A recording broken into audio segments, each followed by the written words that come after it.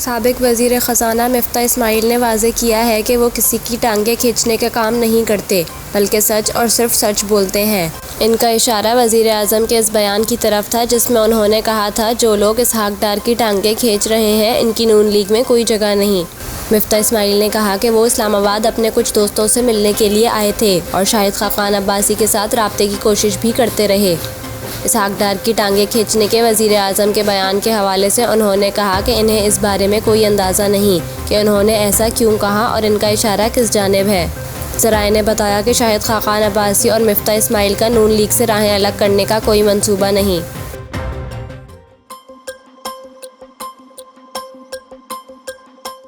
बॉलीवुड की क्वीन अदाकारा कंगना रनावत ने शादी और ख़ानदान शुरू करने से मुताल्लिक बातचीत करते हुए अपने मंसूबों से पर्दा उठा दिया।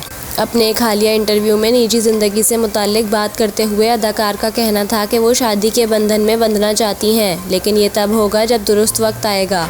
भारतीय खबर एजेंसी से बात करते हुए अदाकारा कंगना रनावत ने कहा था कि हर चीज़ के लिए एक ख़ास वक्त होता है और अगर मेरी ज़िंदगी में भी वो वक्त आना होगा तो आ जाएगा। उन्होंने कहा कि मैं भी शादी करना और अपना ख़ानदान शुरू करना चाहती हूँ, लेकिन इसके लिए मुझे दुरुस्त वक्त का इंतज़ार है। इससे कबल एक और इंटरव्यू में कंगना रनावत से पूछा गया था कि क्या आप अपनी असल ज़िंदगी में भी टॉम बॉयश और झगड़ालू हैं, जिस पर अदाकारा ने कहा था कि बिल्कुल भी ऐसा नहीं है, मैं अपनी असल ज़िंदगी में किसे मारूंगी और तुम जैसे लोग जो ऐसी अफवाहें फैलाते हैं, इन्हीं की वजह से मेरी शादी नहीं हो रही। एक और इंटरव्यू में उन्होंने कहा था कि यकीनी तौर पर मैं भी शादी करना चाहती हूँ कि मेरे भी बच्चे हों।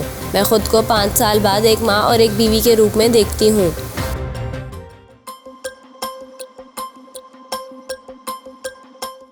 इलेक्शन कमीशन ऑफ पाकिस्तान ने 15 जून के कामयाब उम्मीदवारों का नोटिफिकेशन जारी कर दिया।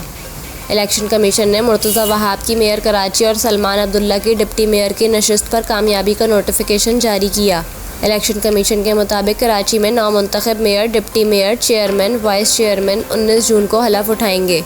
ख्याल रहे कि गुज़िश्ता रोज़ मेयर कराची के लिए पीपल्स पार्टी के उम्मीदवार मुर्तज़ा वहाब और जमात इस्लामी के हाफिज़ नईम के दरमियान मुकाबला हुआ।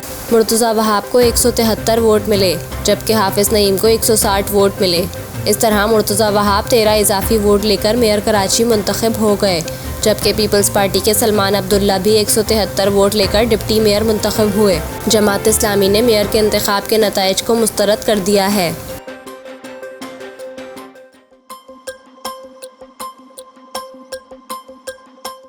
समंदरी तूफ़ान बिपरजॉय के असरात के बायस थरपारकर की साहिली पट्टी समेत ज़िला भर के इलाकों में तेज़ हवाएं और बारिशों का सिलसिला जारी है। मट्ठी और इस्लाम कोट में गुज़िश्ता 2 घंटों से तेज़ हवाओं के साथ बारिश जारी है, जिससे सिविल अस्पताल मट्ठी के तमाम दाखिली और खारजी रास्तों पर पानी जमा हो गया। गुज़िश्ता 24 घंटों में सबसे ज़्यादा मट्ठी में 168 मिलीमीटर बारिश रिकॉर्ड की गई। डिप्टी कमिश्नर के मुताबिक ताल्लुका डब्ल्यू 166, इस्लाम कोट 105 और नंगर पारकर में 68 मिलीमीटर बारिश रिकॉर्ड की गई। दूसरी जानिब महकमा मौसमियात के मुताबिक बिपरजॉय तूफ़ान से मज़ीद कमज़ोर हो गया। तूफ़ान गुज़िश्ता 6 घंटों से शुमाल मशरिक़ की जानिब बढ़ा है। महकमा मौसमियात का कहना है कि बिपरजॉय मज़ीद कमज़ोर होकर डीप डिप्रेशन में तब्दील हो सकता है और तूफ़ान कल मज़ीद कमज़ोर होकर डिप्रेशन में तब्दील हो सकता है। महकमा मौसमियात के मुताबिक थरपारकर, उमरकोट, बदीन के अज़ला में कल तक मूसलाधार बारिश का इम्कान है। इन अज़ला में हवाएं 60 से 80 किलोमीटर फ़ी घंटा की रफ्तार से चल सकती हैं। कराची, हैदराबाद, शहीद बेनज़ीराबाद और सांगढ़ में आज रात तक बारिश का इम्कान है। 30 से 40 किलोमीटर फ़ी घंटा की रफ्तार से हवाएं चल सकती हैं।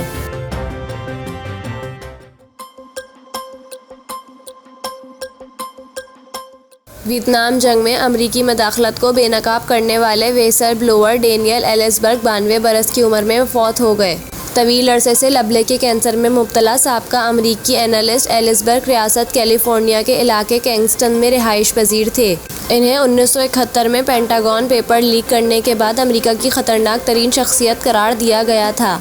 डेनियल एलिसबर्ग के ख़िलाफ़ अमरीकी हुकूमत की जानिब से जासूसी के इल्ज़ाम में मुकदमा कायम किया गया था, ताहम अदालत ने इनके ख़िलाफ़ लगाए गए तमाम इल्ज़ामात को मुस्तरद कर दिया था। डेनियल एल्सबर्ग अमरीकी हुकूमत के फौजी इक़दामात और मदाखलतों के शदीद नकाद रहे थे। वो 60 की दिहाई में व्हाइट हाउस में न्यूक्लियर स्ट्रेटजी के लिए बतौर मुशीर और महकमा दिफा के लिए वियतनाम जंग के तज्ज़ियाकार के तौर पर खिदमात सरअंजाम देते थे। एल्सबर्ग समझते थे कि जंगों की रोकथाम सिर्फ इस सूरत में मुमकिन हो सकती है जब अवाम इनके बारे में जान लें, जिसके बाद अवामी एहतजाज से पैदा होने वाले सियासी दबाव के नतीजे में हुकूमत को जंग के खात्मे के लिए मजबूर किया जा सकता है।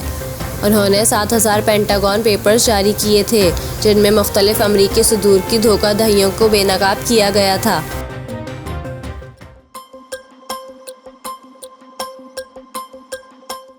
शुमाली वज़ीरिस्तान में जंग आज़ादी के हीरो हाजी मिर्ज़ा अली ख़ान अल मारूफ फ़कीर रैपी से मंसूब म्यूज़ियम कायम करके वहां इनके ज़ेरे इस्तेमाल असलहा और दीगर साजो सामान रखा गया है। म्यूज़ियम मीर इंचा से 45 किलोमीटर के फासले पर जनूब मगरब की जानिब वाक़े तारीखी गोरेक मरकज़ में फ़कीर रैपी के मज़ार के अहाते में कायम किया गया है। डिप्टी कमिश्नर रेहान गुल खटक ने बताया कि पाक फ़ौज ने जदीद अंदाज में फ़कीर रैपी मज़ार को तज़ीन और आराइश का काम मुकम्मल करने के बाद मज़ार के करीब अजायब घर भी कायम किया है। इनका कहना था कि फ़कीर रैपी के मज़ार पर कायम किए गए म्यूज़ियम में हाजी मिर्ज़ा अली ख़ान के ज़ेरे इस्तेमाल असलहा और दीगर साजो सामान रखा गया है।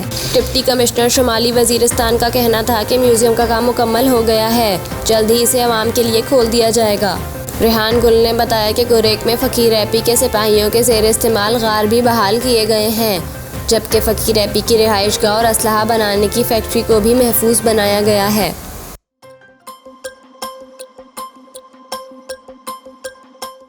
भारत में एक शख्स को अदाकार परभास की फिल्म और परफॉर्मेंस पर तनकीद महंगी पड़ गई। अदाकार के परस्तारों ने मार मार कर निकात की अकल ठिकाने लगा दी।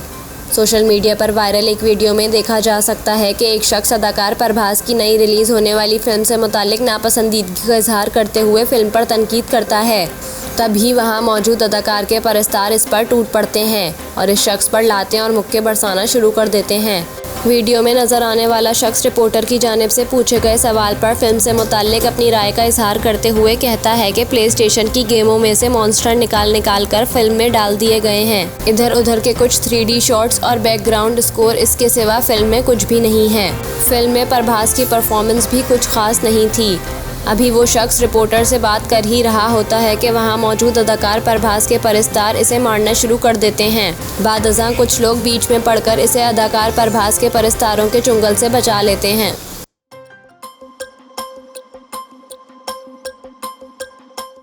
खैबर पख्तूनख्वा KP के निगरान वज़ीर बराए सनअत व तिजारत अदनान जलील का कहना है कि पाकिस्तान तहरीक इंसाफ PTI ने अपने दौर में मुख्तलिफ महकमों में 2.5 लाख गैर ज़रूरी अफराद भर्ती किए। निगरान सूबाई वज़ीर सनअत व तिजारत का कहना था कि 2.5 लाख गैर ज़रूरी अफराद भर्ती किए जाने के बायस आज तनख्वाह देने के लिए हमारे पास पैसे नहीं हैं। निगरान सूबाई वज़ीर सनअत व तिजारत का कहना था कि सूबाई हुकूमत को तनख्वाहों की मद में हर माह 46 अरब रुपये देने पड़ते हैं। सूबा कहाँ से ये पैसे लाए? अदनान जलील का कहना था कि पाक अफ़गान सरहद तोरखम पर डॉलर की स्मगलिंग होती है। डॉलर की स्मगलिंग की वजह से मईशत को नुकसान हो रहा है। इससे कबल खैबर पख्तूनख्वा असम्बली में मुख्तलिफ असामियों पर भर्ती में बंदर बांट का इंकशाफ हुआ था। भर्तियों में साबिक वज़ीर आला, वज़रा, अरकान असम्बली और अफसरान के रिश्तेदारों को नवाजा गया। तहरीक इंसाफ हुकूमत के खात्मे से कबल सूबाई असम्बली में 125 से ज़्यादा अफराद को भर्ती किया गया। भर्तियाँ ग्रेड 16 से 18 के ओहदों पर की गई। इस मामले पर स्पीकर खैबर पख्तूनख्वा असम्बली मुश्ताक गनी ने कहा कि 150 के करीब साबिक MPAs और असम्बली अफसरान ने भर्ती के लिए सिफारिशें की। जिसका उम्मीदवार भर्ती नहीं हुआ वो अब इल्ज़ाम तराशी कर रहा है।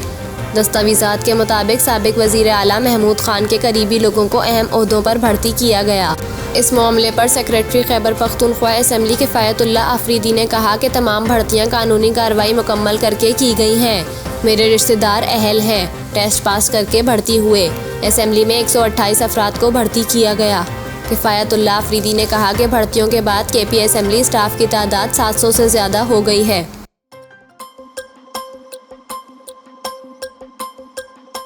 Islamic development bank IDB Pakistan में सैलाब से मुतासरा इलाकों के लिए $600 मिलियन के प्रोजेक्ट फाइनेंसिंग की मंजूरी देने के लिए तैयार है, जिसमें से खैबर पख्तूनख्वा में चश्मा राइट बैंक केनाल के लिए माली आनत फराहम की जाएगी।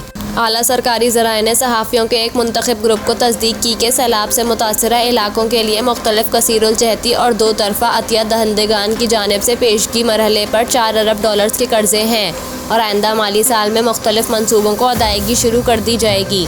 ओहदेदार का कहना था कि आलमी बैंक ने सैलाब से मुतासरा इलाकों के मंसूबों के लिए 1.7 अरब डॉलर्स की मंजूरी दी, जबकि एशियाई तरक्याती बैंक 600 मिलियन डॉलर्स कर्ज फराहम कर रहा है। पाकिस्तान कसीर जहती और दो तरफ़ा कर्ज दहंदगान से कुल 2.7 अरब डॉलर्स की तवक्का कर रहा है। 2.7 अरब डॉलर्स के अलावा IDB से मज़ीद 600 मिलियन डॉलर का कर्जा है। ओहदेदार का कहना था कि मजमूई तौर पर 4 अरब डॉलर्स के कर्जों की अदायगी है जो पेशगी मरहले में है।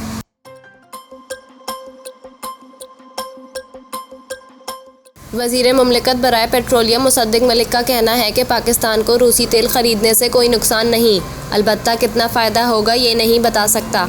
मुसद्दिक मलिक ने कहा कि जो लोग कह रहे हैं रूसी तेल का फ़ायदा नहीं तो माजी में क्यों रूसी तेल की बात किया करते थे। रूसी तेल सस्ता नहीं था तो लाने के ऐलानात क्यों कर रहे थे। रूस में तकरीबन 8 किस्म के खाम तेल दस्तियाब हैं। हम रूस से यूरोल खाम तेल ले रहे हैं। उन्होंने कहा कि मुल्क की रिफाइनरी स्लाइड अरबैन खाम तेल रिफ़ाइन करने के लिए डिज़ाइन है। अरबैन लाइट खाम तेल के साथ 30 से 35% तक यूरोल को मिलाकर इस्तेमाल किया जा सकता है। रूसी खाम तेल की रिफाइनरी से फ्रांस ऑयल की प्रोडक्शन बढ़ जाएगी। उन्होंने मज़ीद कहा कि हमने जो कमर्शियल डील की है इसमें मुल्क को फ़ायदा है। पाकिस्तान को रूसी तेल ख़रीदने से कोई नुकसान नहीं। रूसी तेल लाने से ट्रांसपोर्टेशन कास्ट बढ़ जाएगी। बैनुल अक़वामी कंपनीज रूसी खाम तेल की इंश्योरेंस नहीं देती। वज़ीर मुमलिकत का कहना था कि रूसी खाम तेल लाने पर हमारी इंश्योरेंस कास्ट भी बढ़ी है। हमारा फ़ायदा बहुत अहम है, कितना फ़ायदा होगा ये नहीं बता सकता। तेल की अदायगी किसी भी करेंसी में हो फ़र्क नहीं पड़ता, जिस करेंसी में भी हमारे पास लिक्विडिटी होगी इसमें अदायगी करेंगे।